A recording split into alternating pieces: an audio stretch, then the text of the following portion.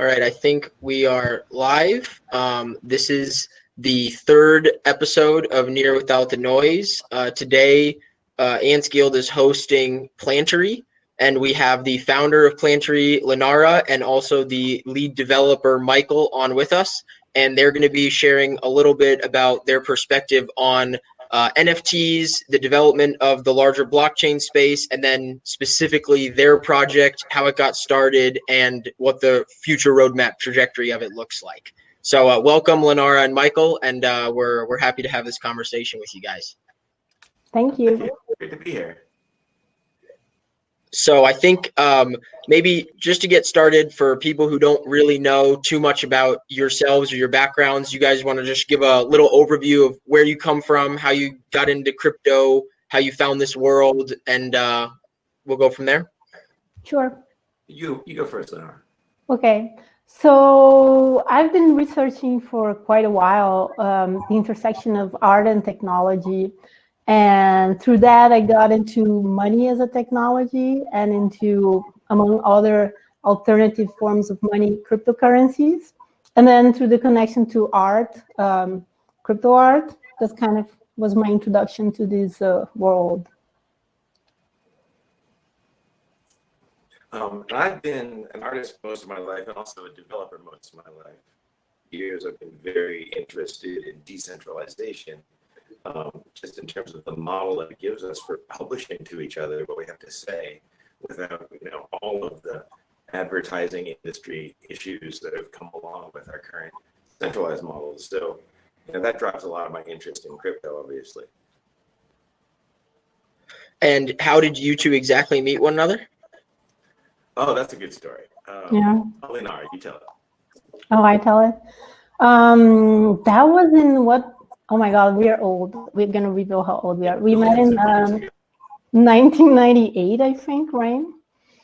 When I was doing, I was actually meeting all these internet artists that I was kind of interacting with and researching, and this is like a pre-web art project. We are old. And then I decided to go like on this huge kind of like road trip in the US, and I wrote to all the people from this art group and say, hey, you want to meet me or something like that. So yeah, so that's how I ended up in Portland and I met Mykle. Yeah, back then, I was involved with some of the founders of C2.org, and we were all, some of us were based in Portland, although it was a really wonderfully international organization, one of the really early distributed art platforms on the internet. And Lenara was always, pretty much has had her artistic focus there as long as I've known her, which I think is like 20 years now. Yeah, over 20 years. Yeah. Wow. I think, so for context, you guys have pretty much been working at the intersection of decentralized art for a while now. If you could explain to a community member, someone who is just getting started in crypto, or maybe a normie, someone who might not be super with decentralization, what's the fundamental value proposition behind decentralized art? What do you think, Mykle? Okay, I'll try this one. Well, all efforts to make your art public have gone through gatekeepers in the past. And of course, independent publishers and independent artists. I mean, you look at really inspiring independent artists, like a street artist like Banksy, say, who basically does what he wants when he wants because he's been doing it for so long and he's built the skills. But a lot of artists are waiting to be, published by someone else. And that's great. Publishers are important. But very frequently, once you've put out anything, and this is not just art, this is literature as well, this is journalism, this is everything, you really lose a lot of it. Decentralization has given a sort of a new ground for publishers and artists to stand on in terms of the ability to say, I'm going to give this to the world, but I'm going to hang on to it somewhat. I can sell it and yet retain some rights, and we can code exactly what those rights will be. As long as we're willing to sell it in cryptocurrencies, we can use smart contracts to defend those rights. And also, if you're if you have anything that's controversial or that you just feel like somebody's trying to suppress, it's very hard to suppress decentralized platforms compared to centralized platforms that have tremendous potential for censorship on them. And censorship is not quite as black and white as that, but we keep seeing it being used horribly. So it's really important for political artists and activists, certainly, and it's also just important for people who have an independent streak. And honestly, an awful lot of artists, on average, are happier working independently than many other types of knowledge workers. Just how artists are like. Okay, and then how do you see these artists, these independent artists, going to enter the NFT space in the coming years? Well, I think that we are creating one on-ramp. Mintbase is an on-ramp. All of these NFT management sites are that, and there's going to be more and more possibilities in the coming years, especially as Web3 grows, as there start to be transactional contracts between blockchains, and everything is plugged together in more of a set of building blocks. It's just going to be a matter of establishing trustworthiness in these blockchains, that they are real, that they will be here a long time. Artists are already using them, and of course everybody is asking these questions about how to merge the physical artworks with digital artworks. And those are some of the more complicated questions, although there's interesting directions going on all of the time.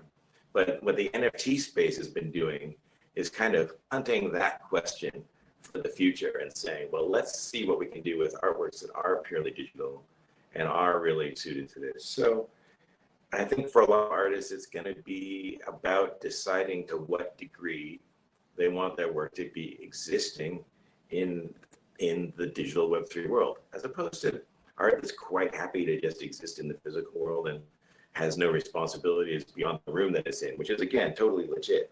But I think that, artists are not digitally naive anymore, if they ever were. So they're all,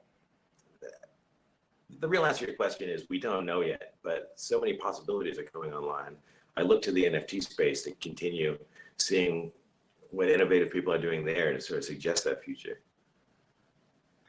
And I think maybe if we can slow down a little bit for the people who might not be super familiar with what an NFT even is, or kind of coming in, could you maybe just real quickly go over the value proposition of a non-fungible token as opposed to another token and how that relates to art? Yeah, well, sure. I think that the term like NFT draws a lot of people away because it seems so technical. You're talking about art, and then all of a sudden is like a non-fungible token, right? And it's a bit intimidating, I would say, for people just coming from the art world. But basically, what makes something non-fungible is basically that it's unique, right? You can't just swap for something else and it will be the same. No, each artwork is unique, and that's what a non-fungible token is in a way, right? Anything and if you have, if you have like like the opposite, right, will be a fungible token, and that will be like if I lend you $10 and you give me back $10, I don't care. I don't look at the serial number, or if maybe you gave me like in coins or something. I don't care if it's not the exact same that I lent to you, because they are interchangeable, and that's a different concept.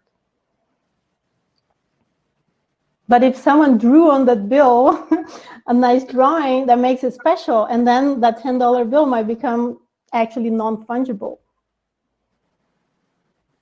So I think in the context of Plantary, which is what I think a lot of people in the community are interested in hearing more about, maybe we could do a nice overview of all the different moving pieces of this solution. Because I think when I looked at it, it was a little, it's a bit complicated, but also extremely interesting. And I want to make sure that we do our due diligence and kind of really reveal all the different parts to it for interested people. Right. Well, it's also a work in progress. So there's some ideas behind it. And one thing that I liked a lot when we were presenting to the hackathon, to the ETH Global, and the feedback from the judges and say like, oh, we see a lot of projects that are about tech, and then art comes as like an extra second thing. And we feel that this project is art first, and tech comes after that, like, or in service to that. So one of the ideas is to really tap into like lots of creativity and innovation that artists bring to this space. And we wanted it to not be just about art, like collecting art. It is about collecting art, but we also want it to be fun. So there is this collecting just for fun aspect of it. And also we don't know yet how exactly it's going to happen, but the idea is that you can also use it to play different games, little games. And we also want to tap into like, suggestions and creativity of what games can be created on it. We don't have like one game. Let's say, okay, crypto kitties, you breed the kitties, you get like a mix of both progenitors into the child. We actually want to have several possible games that will come in the future. We don't know exactly how they're going to be. For right now, what you can do on Plantary is there's artists creating works that you can sort of, you go there and it's all about the, growing and caring for plants, really, is the metaphor. So you can mint a plant, and that plant is going to really be a piece of art that's about a plant. We have some really lovely works that are pictures of plants or that are more metaphorically about plants. And you end up, this plant becomes part of your plant collection. And then as it's part of your collections, there's all sorts of things that we're planning to do with its growth and with its aging and with its reproduction that are exciting. At the moment, what you can already do is you can actually harvest kind of fruit off of it. And, you pay a couple tokens, and this gives you an associated work of art. And so, like, for instance, the plants, which are kind of metaphorical, I'll give you an example. There is a fortune-telling tree. You can get one of several fortune-telling trees. And then when you get the harvest, the fruit off of the tree, what you're getting is fortunes. Some of these are AI generated. We have sort of an interesting direction there. Some of these are, sort of poetic. There's a space for writers there. But, so as somebody wants to collect non-fungible things and play with them, you've got your little garden of trees. You can come and get a fruit off of them from time to time when you want to. We're working on ways to make that more interesting. Some of the fruit and some of the trees will be rarer than others. There's a lot of directions for it. At the moment, NFTs let us basically maintain this collection for you of, these, I like to call them living things, but obviously they're metaphorically living things. These metaphorical plants and this metaphorical harvest. And it's fun to do, but it's also something that artists are getting really inspired to plug content into the back end of it and coming up with ideas for how to play with it. So that's basically where we're at now. Yeah, so the plants, the very seed for the idea was, let's create imaginary plants, right? So they're not like real plants. So you might have seen that some of the plants we are, offering are the fortune plant, but there's also a portrait plant, and there's a money plant. The money plant is a bit of like, a joke with the fungible tokens. So you actually cannot harvest the money plant because then it will be fungible, and we are about non-fungible tokens. So you just get to brag about owning a money plant, but you cannot harvest it. And you should also be able to get like an insult plant. We have so many, like, people actually suggested ideas for possible plants. And like Mykle said, it's like a metaphor. Something that you can harvest out of the plant is kind of the type of plant. So this kind of plant types, we plan to grow, like, and suggest, like, you can have like a poetry plant. And the plant itself is uniquely created by an artist. I mean, several artists will create, several versions of the portrait plant, for example. But then the harvest will be mostly AI generated. So then we can, we can get the AI to work much faster. So we can have like a cheap and abundant harvests. They will still be unique and different from each other, but they will be more like, in a way, like uniquely mass produced by an AI. But we also want to offer to the artist the possibility to create some harvests. So let's say you are an artist and you create the portrait plant. Maybe you want to make some portraits, and that will be a very rare harvest from the plant. Or another artist, Karen, that I see here in the chat, she created a version for the demo of the Oracle plant, and said, oh, I would like to actually offer a voucher for someone to get an I Ching reading from me. So that will be a very, very special harvest that someone has like a small chance, but interesting chance of harvesting just from her plant, actually. So that's a little bit of a game already, like how you can, keep harvesting and trying to get like some of their special or rare or truly special, like created by the artist and things like that. And also, I don't know, like I wasn't even thinking about uses for it, but I was just testing and harvesting the portrait plant, and I was getting this little, funny AI portraits. And then I was in the new computer and I need to sign in for a service, and I didn't have a profile picture there. So I just used those and it's like, oh, they're actually useful for things. So would it be fair to say that in essence, Plantary is an NFT-based digital art platform in which artists can come and monetize their art, and then you add in gamified components relating to the AI integration to kind of make it more engaging for potential users of the platform? Would that be fair to say? Yeah, that is fair to say. I think that we are trying to make it so users can interact in different ways. So it also gives some freedom to the users to figure out how they like to engage with it. So maybe some people are really into collecting art and they actually don't care so much for the harvest. They just want to buy art, and we're going to allow people to choose a specific artist that I want to collect this plant from this artist as an artwork, right? But they can also just, play the dice a bit and say, I just want a random plant and see what comes up. And I know it could be from any artist. Or maybe they really actually want to, collect the harvest because they're really fun and they're not so much, for example, about investing in art, so it will become more valuable if the artists get famous. It's just really about collecting a lot of stuff, and we want the harvest to be really cheap to get, so you can just have fun collecting them.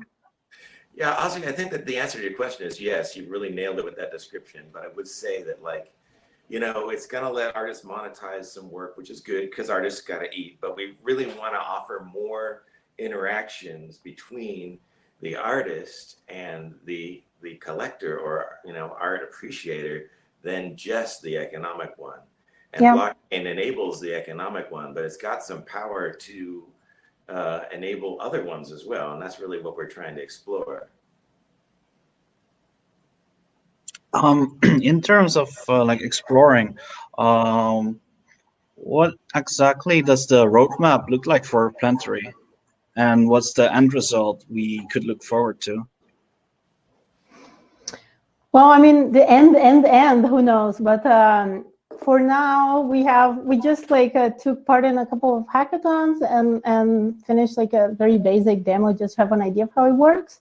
But we want to continue to develop, so you can, actually buy these NFTs. You can have artists submitting artwork for it, and people buying the artwork and buying the harvest, collecting it, having royalties going back to the artist who created these different artworks. So that's kind of like the next goal, to have a functioning actually app, which we don't have yet, but that's the idea.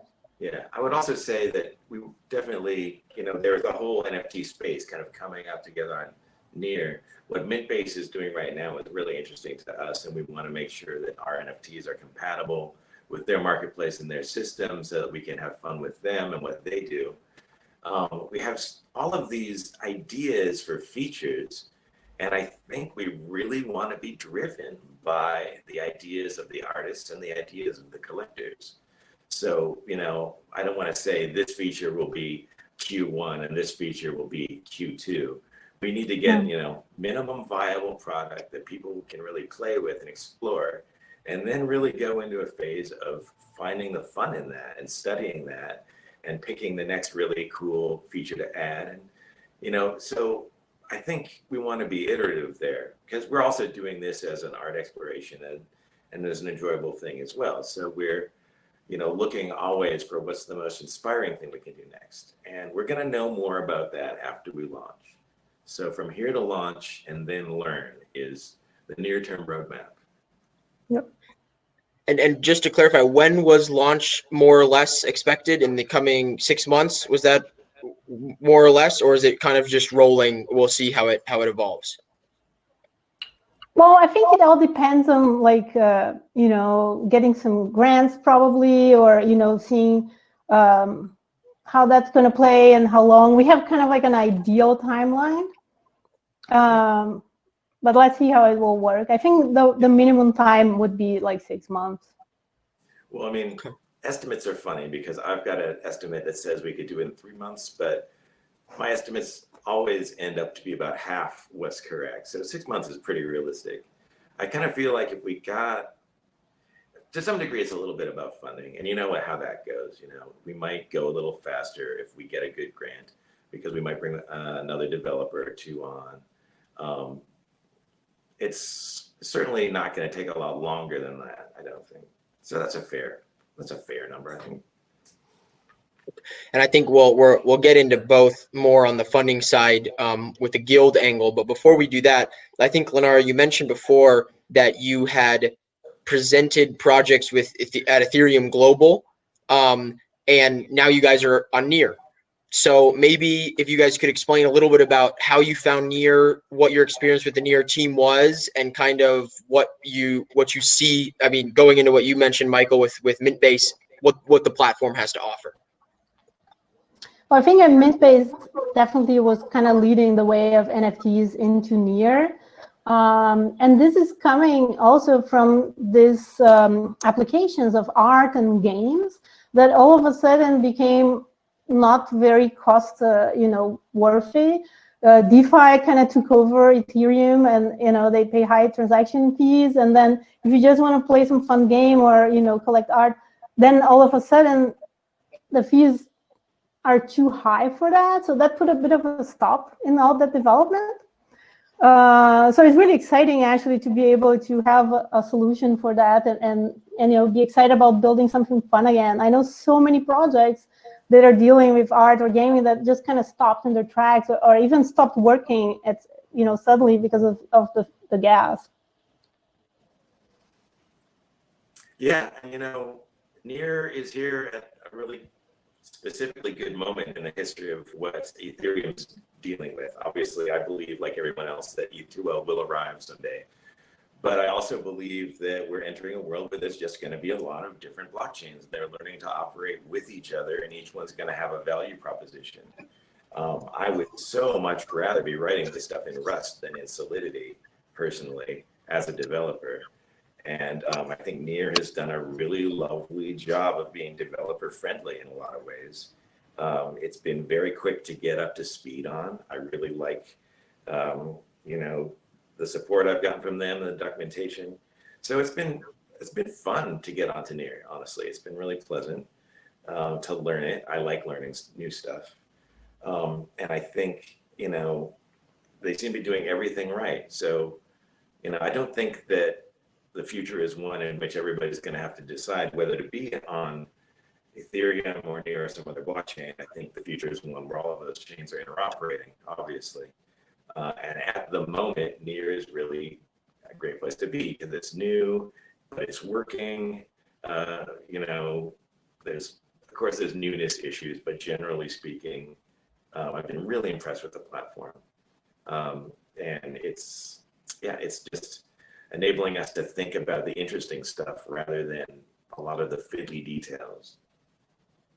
That's my top level developer introduction to Near right there. I think it's pretty good, and it makes a lot of sense as well. Did you want to add something in, Kevin? Yeah, I just was wondering, have you guys always had this feel for being so early in the game? Especially what we noticed was when we were looking for your Twitter accounts, you have very unique names, and yet your Twitter tags are your names, exactly like your names. So you were early in the game with Twitter. You're early in the game with the blockchain. Um, is that some gift you guys have? It's totally true. It's totally an obsession with me to get my name in every namespace that comes up on the internet. And it's just like a natural, of course. Lenara is the same way. And of course, there's areas I don't care about, but in the areas, I mean, I spend a lot more time exploring what other people are doing lately than doing stuff myself, because I'm of the opinion that I want to write as little software as possible and leverage as much of the rest of it. So with Near, well, Lenara can tell you more about how we are involved with Near. It's actually kind of, you know, has a bit to do with just the serendipity of NFT people and how they interact online. Would you say that's fair, Lenara? Yeah.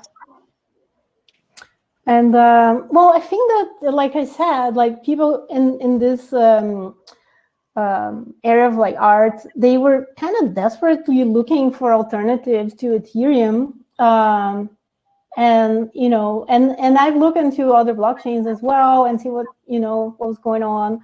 And Near seemed like something really interesting to jump into and full of potential. And I think also what made it a good choice was to know like other players that were also, you know, committing to work with this blockchain. So okay, you see, okay, I'm not going to be alone there. I have, you know, some strong names also to plug into and cooperate with.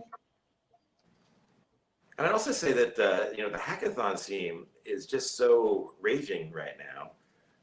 There are all of these fun, interesting contests, and it's just like if you've got half an idea that you've been thinking about starting, all of these people want to encourage you to do it, which is really wonderful.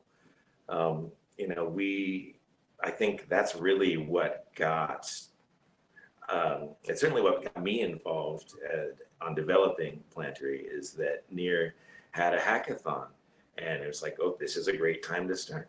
Okay, I'll get in there and give it a shot, and maybe I'll hate Near, and maybe I'll decide that it's a bad idea. But it made it very easy to check out the platform and do an evaluation at the very least. So that's a cool scene. It's, you know, I've been in tech for forever, but this is a very new social experience. You know, with a lot of really excited developers, younger developers especially, you know, who just like are getting so much encouragement and support to go just play with their ideas. It's really beautiful.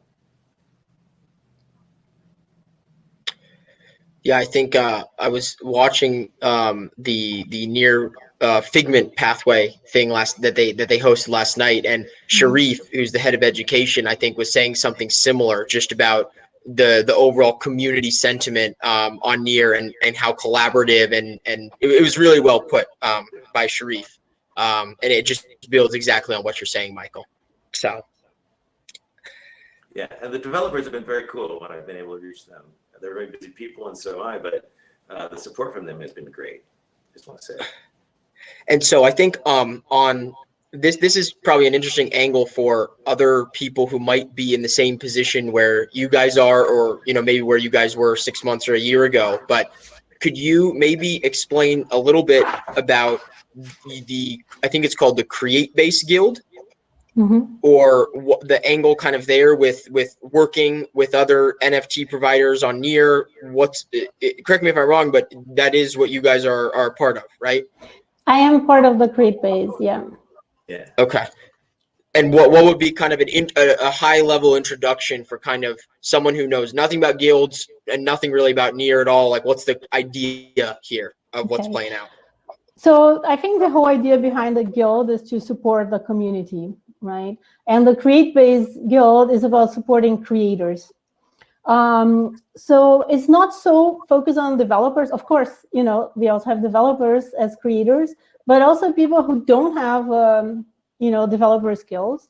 They can use the technology from Mintbase. So the Createbase is, you know, create and base from Mintbase. That's how the name gets together.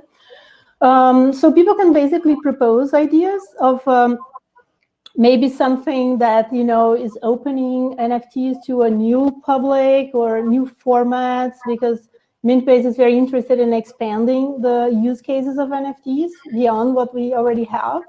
So definitely the ideas that propose such things, expanding the uses for NFTs, or just innovative things that haven't been done yet and can use some support.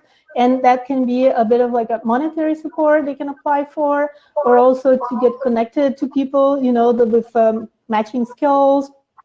They also post bounties every once in a while. So we just had this really fun treasure hunt in the virtual world of CryptoVoxels, 2 days ago. And really the whole hunt was created by, I think, 40 different people participated to, you know, get all the pieces of the hunt together, not to mention the people who did the hunt that went, you know, to search for the treasure. So it's basically a way to support creative ideas in connection to NFTs, Near and Mintbase. And is there a funding channel kind of built into that from Near, or is it, you know, everyone brings what they can to the table? How does that kind of work? So there is I think it's like a $5K monthly budget for this project. And then there's like an application process where you submit the idea, and there's like a small board that reviews the ideas and maybe gets back to the people with suggestions if, you know, if they feel, you know, they can be tweaked in better ways. And then you get the funding from X amount. You can choose, or they can suggest as well, and figure what you're going to deliver. And normally it's, you know, something plus like a write-up about it. So, you know, it also serves as kind of like a documentation and promotion of all this. And then, yeah, and then you get the funding. So I think I can post maybe the Discord link for Mintbase. So there's a channel on the Discord. And then you can go to that channel and ask, and I think the form for submission is pinned there, so you can, you know, check it out, how it works, or just ask questions, and, you know, the admins will answer, or just other people who've been already through the process will answer your questions. And I think also there's like every 2 weeks, there's a community call, so you can also join that and just ask live your questions. Generally just about the community development, we could say, or specifically with Createbase? I think more like focus on Createbase, but if you have other questions, I'm sure you can also, you know, probably be able to find answers if you join the community call, or at least get pointed to where you can find them. Okay. So I think just to summarize for everyone then, Createbase Guild is basically the joint creators guild on Near for NFT related projects that they might want to tokenize or scale in some sense, and it's based out of the Mintbase Discord. So if you go over the Mintbase Discord, that's where you can submit a form and get involved and kind of start participating. Yeah, let me see if I can drop a link here for the Mintbase Discord, and then you can join right away. Let's see, invite people.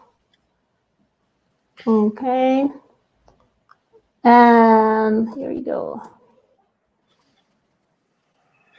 And so, do you, for both of you, I'd be kind of interested to hear in the coming months, not just for Plantary, but also for NFTs and kind of the larger crypto space.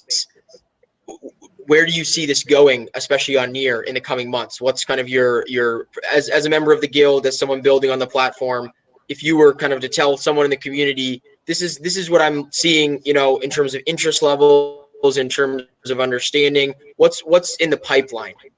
Mm-hmm. I see a lot of interest. It's really like a young, you know, seeing like NFTs on Near.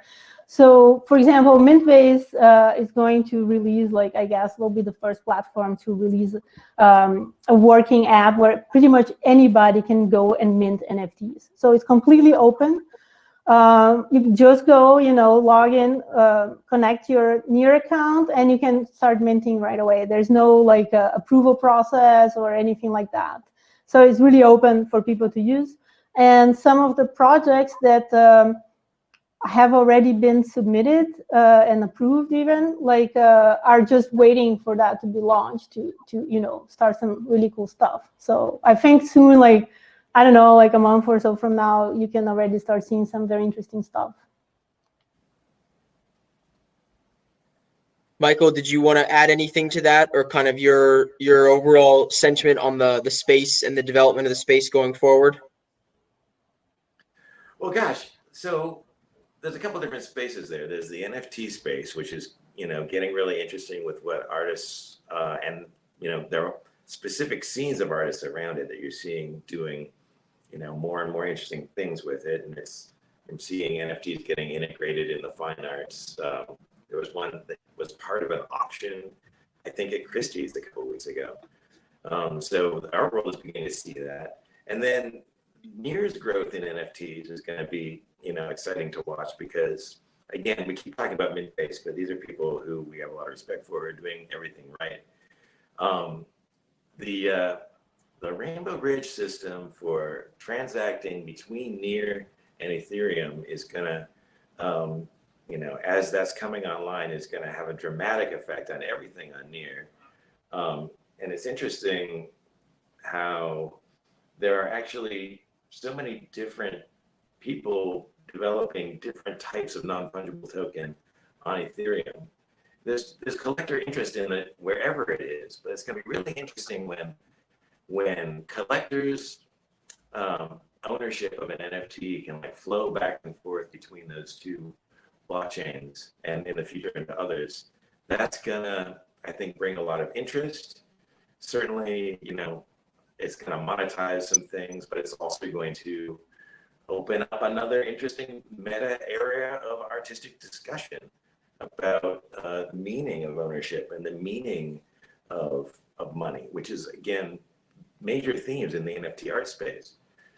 So I'm excited to see that happen. That's going to, I expect it to just increase the volume of awareness and interaction with the system. And again, I think we're going to get just more good ideas than we already have as our user base grows. So I'm looking forward to that.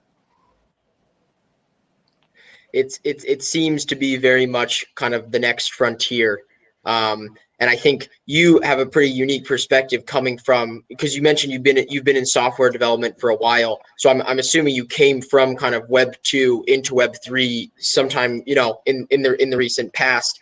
What would you say to somebody who is kind of on the outside and they're, curious about this world, but they have no idea how to get into it, or they're a little nervous because they come from a more Web 2 background? What would be your kind of words of advice to a developer or founder who's considering, jumping on the boat?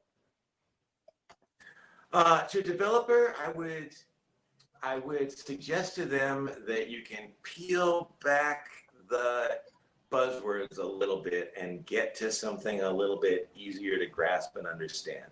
Like, if I was trying to explain what's going on now to myself 10 years ago, I would have said, well, Near is a platform for serverless, transactional computation that's got a mutable data store and that is run by micropayments. Those are all terms that have been around for a while. And when you look at it that way, it's like, well, you can do a web app the same way that you used to. You just need to understand some things about the micropayments and therefore the economics of the system. And, I think, there's power there to do all sorts of things that we're familiar with. And people who are just looking to take something that they've done before, or that they think they've done before, and make a distributed version of it that is funded with gas. I don't think that they have that much to overcome. They have to just kind of, spend some time looking at the Near ecosystem, understand where the gas comes in and where the gas goes out, understand the trade-offs of server storage and server computation and the cost of that. But the rest is not so different. It's just, the newer things that are becoming possible, they're so different from each other. I don't even know how to answer the questions in abstract. But I think that honestly, Near is just going to be a lot more approachable than Ethereum was. I really think that everything is there to just say, take your current concept of, say, what a client server web app is, and this is where you plug in the parts of it over here. Those tutorials maybe are still to be written, but people are working on it. And, you know, what to me what's exciting is the different types of, say, web business that you can have in this different, you know, economic structure. The idea that you can fund things directly from user contributions so easily rather than having to be advertising based or being investment based. You know, this is a logical next step that people have been looking for a long time. People have been talking about all of the pieces of this and needing them for ages. The brilliant thing about blockchain and cryptocurrencies is the economics, the way that it brings about a sort of a built-in way to fund the things that need funding. But yeah, I don't feel like it's as alien as maybe I once believed. I actually think I think that the hurdle's not so high. It's simply a matter of maybe trying to phrase more of it in more familiar terms. At least if you're talking to, you know, people who have been doing things in that way. From also, obviously, developers are all used to having to learn everything over again every 5 years. So they're all working on it. Yeah. I think that for people who are, for example, from artists that just come from, you know, like outside this whole technology milieu and stuff, I see things, for example, when you mention crypto, they will say, oh, that's like a scam or like a Ponzi and things like that. And they'll be very skeptical. And then if you say, oh, but look, this is great, it's like, no, that's too good to be true. It must be a scam. And this is a little bit about the chicken and the egg, because you need enough people doing it so it will see as something, okay, if all those people are using, I guess it's not a scam. I should go and use it. So it's a little bit of the, you know, early adoption dilemma.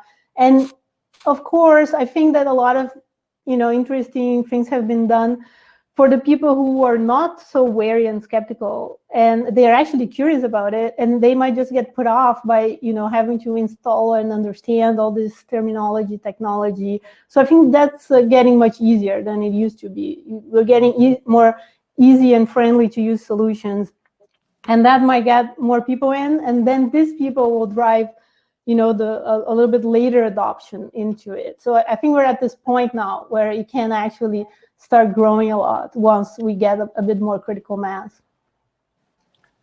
Yeah, that's an excellent point. The way that we talk about this stuff and the language that we use is really, you know, certainly I talk like a developer and can communicate with other developers, and it's very developer heavy in this world now. But like, just the fact that we've all had to explain what an NFT is enough times to each have practiced our version of it says a lot about how the concepts here, many of them still just really need clear understanding in the broader world. And that'll come with time, but it makes me always think when I'm starting a sentence full of buzzwords, can I simplify this? Is there a way I could explain this to my mother, for instance? Yeah, I actually wrote an article that is titled "How to Explain Crypto Art to Your Mother-in-Law."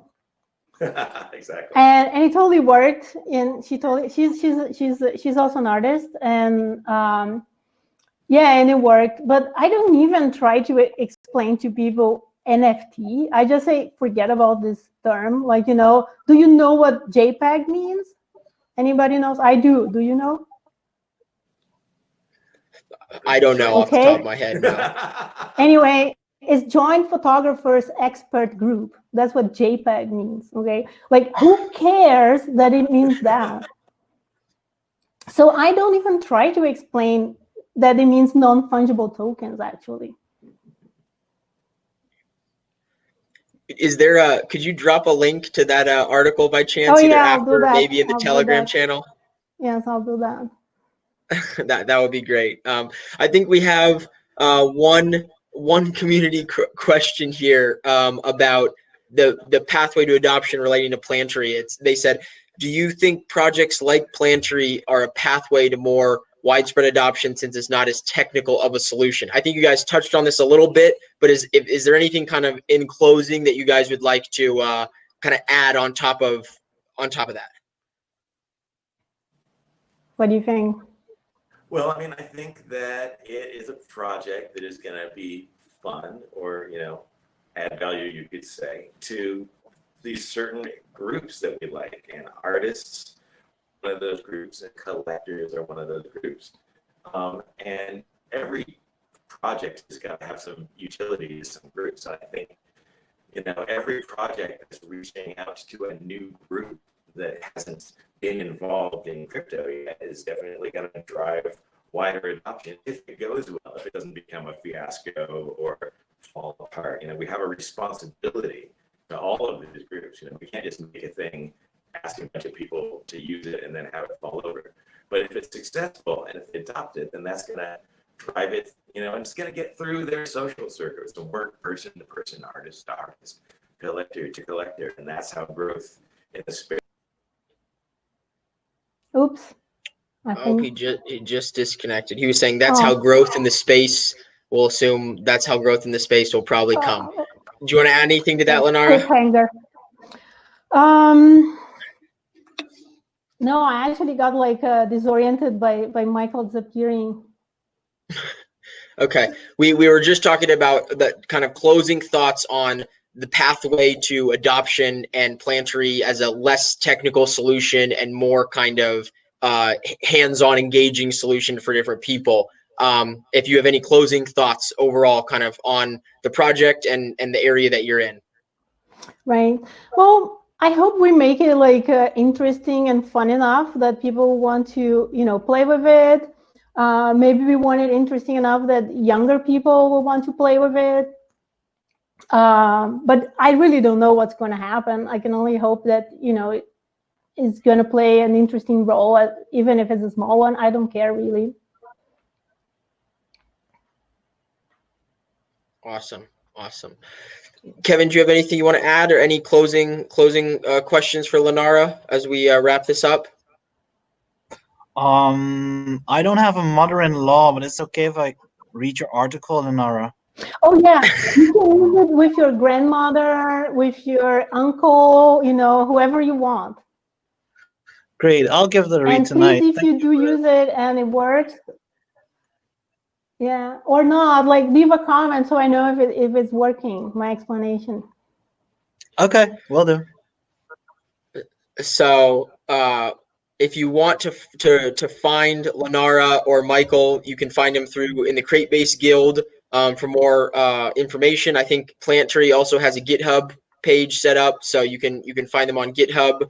And I would say they're probably going to be building for the next couple months, but it's an exciting roadmap for sure for what's to come for your team. Thank you. Yes, indeed. Yeah, thank you for coming on and talking about all these topics. I think just before we close, I want to mention that the next episode of Near Without the Noise will feature the Open Web Collective and a project that's been through it. So for anyone interested in possibly applying to the next round of the Open Web Collective or just hearing more about the process, that'll be in 2 weeks, 2 weeks from today. So, Mykle, you're back on as well. Did you want to say anything to close as we finish this up? No, let's get done. I left a little manifesto in the chat there, but thanks a lot for having us. Okay, sounds good. Yeah, so thank you both, and we're looking forward to see what Plantary can bring in the future. So, excellent. Thanks so much. All right. Cheers. Cheers.